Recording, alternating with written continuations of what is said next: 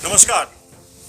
हिमाचल समाचारों के इस खास बुलेटिन में आपका स्वागत है और मैं हूं मंजीत सहगल। आज के बुलेटिन में हम बात करेंगे शिवरात्रि के पावन मौके पर हिमाचल के कैबिनेट मंत्री सुरेश भारद्वाज के महापाप को लेकर। क्यों सुरेश भारद्वाज के एक विवादित बयान को लेकर विपक्ष हमलावर है, और आखिर में बात करेंगे सुरेश भारद्वाज ने अपनी सफाई में क्या कहा है।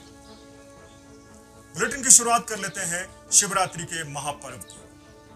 शिवरात्रि के महापर्व पर जहां देश भगवान शिव की आराधना कर रहा था, वहीं हिमाचल प्रदेश के शहरी विकास मंत्री सुरेश भारद्वाज ने शिमला के राम मंदिर में एक विवादित बयान दे दिया।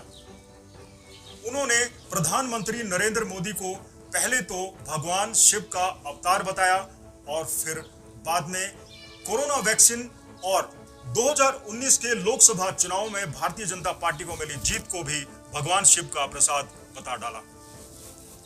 सबसे पहले बात कर लेते हैं सुरेश भारद्वाज के उस बयान की जो उन्होंने शिमला के राम मंदिर में दिया। क्या है उनका बयान, जरा सुन लीजिए। 2019 का चुनाव हुआ था, तो चुनाव के बाद और परिणाम आने से पूर्व वो केदारनाथ गए थे और उन्होंने 2 दिन को गुफा में बिताए थे। तो शिवजी का ही वरदान उन्हें प्राप्त है और यही कारण है कि सारी दुनिया में आज इस महामारी को जिस अच्छे ढंग से जो है वो उन्होंने टैकल किया है, इसके लिए सारी दुनिया जो है आज उन्हें विश्व नेता के रूप में जो है देख रही है।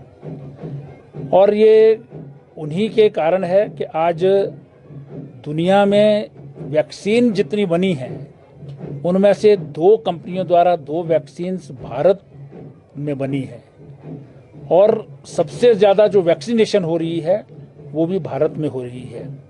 तो ये शिवशंकर का ही जो है वरदान है और प्रताप है, और हमको लगता है कि उन्हीं के अवतार पुरुष के रूप में जो है वो नरेंद्र मोदी जी जो है वो अवतरित हुए हैं इस दुनिया में, और उनके कारण जो है वो आज भारतवर्ष दुनिया भर में जितने विकसित राष्ट्र भी हैं उनकी तुलना में बहुत कम जो है वो मृत्यु दर रही और बहुत कम जो है संक्रमण रहा है।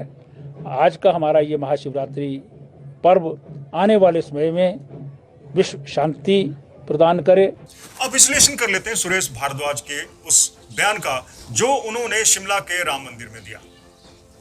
सुरेश भारद्वाज ने कहा कि प्रधानमंत्री नरेंद्र मोदी भगवान शिव का अवतार है और 2019 में जब लोकसभा के चुनावों के परिणाम आने थे तो वो केदारनाथ गए और 2 दिनों तक बाबा केदारनाथ की गुफा में तपस्या करते रहे।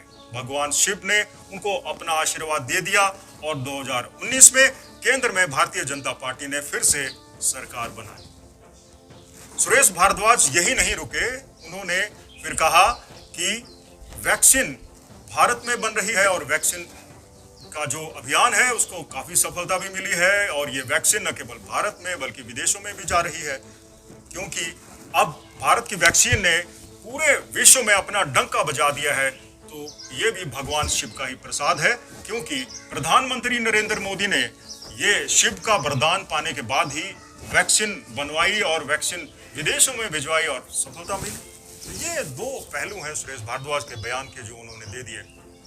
अब सुरेश भारद्वाज के इस बयान को लेकर राजनीतिक माहौल गर्मा गया है।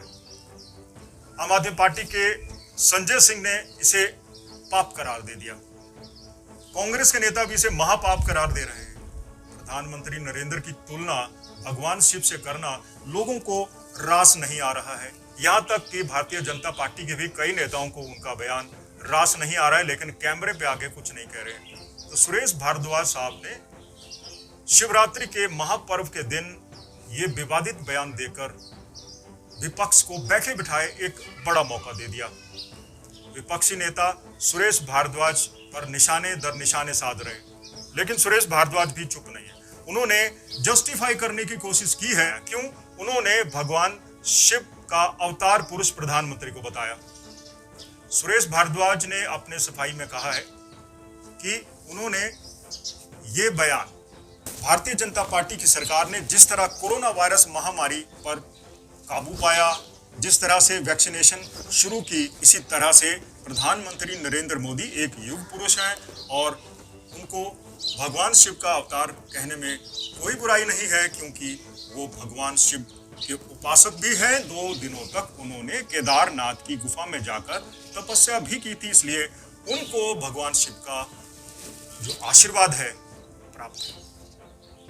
आपको बता दें कि साल 2022 में हिमाचल प्रदेश में भी पड़ोसी राज्य पंजाब की तरह विधानसभा चुनाव होने हैं।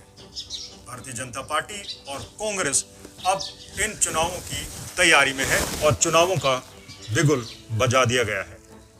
एक तरफ जहां भारतीय जनता पार्टी की कोशिश होगी कि वो हिमाचल प्रदेश में अपनी सरकार को रिपीट करे, और वहीं 5 साल सत्ता से बाहर रही कांग्रेस को उम्मीदें हैं कि वो दोबारा सत्ता में लौटेगी। सो कुल मिलाकर भारतीय जनता पार्टी या कांग्रेस का जो फोकस है अब 2022 के चुनाव पर है, और सुरेश भारद्वाज ने अब इस फोकस में एक तड़का लगा दिया है। तड़का प्रधानमंत्री नरेंद्र मोदी के नाम का, उनको भगवान शिव का अवतार बताकर, जिसे विपक्ष भुनाने की कोशिश कर रहा है। ये था आज का बुलेटिन, आज का एनालिसिस और आज का डिस्कशन आपको कैसा लगा हमें जरूर बताइएगा। आपके सुझावों का हमें हमेशा की तरह इंतजार रहेगा।